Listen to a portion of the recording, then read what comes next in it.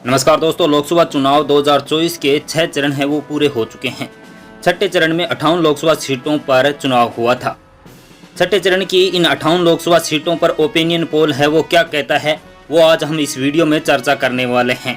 तो बने रहिए हमारे साथ इस वीडियो में, जानेंगे हम कि ओपिनियन पोल है वो 58 लोकसभा सीटों पर किसकी तरफ जाता हुआ दिख रहा है।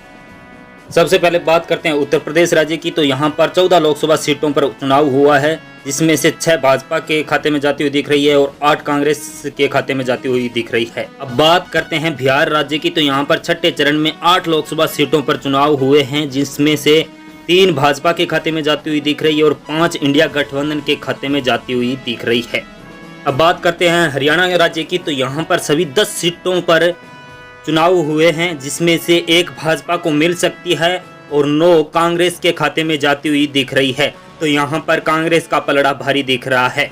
अब बात करते हैं पश्चिमी बंगाल राज्य की। तो यहाँ पर छठे चरण में 8 लोकसभा सीटों पर चुनाव हुए हैं, जिसमें से 6 इंडिया गठबंधन के खाते में जाती हुई दिख रही है और 2 भाजपा के खाते में जाती हुई दिख रही है। अब बात करते हैं दिल्ली की। तो यहाँ पर सभी 7 लोकसभा सीटों पर चुनाव हुए हैं और 1 भाजपा के खाते में और 6 इंडिया गठबंधन के खाते में। अब बात करते हैं ओडिशा की। तो यहाँ पर 6 लोकसभा सीटों पर चुनाव हुए हैं और 1 भाजपा के खाते में जाती हुई दिख रही है और 5 कांग्रेस के खाते में जाती हुई दिख रही है।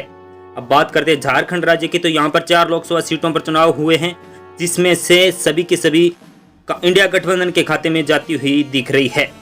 अब बात करते हैं जम्मू कश्मीर की। तो यहाँ पर 1 लोकसभा सीट पर चुनाव होना बाकी था, वो 1 कांग्रेस के खाते में जाती हुई दिख रही है।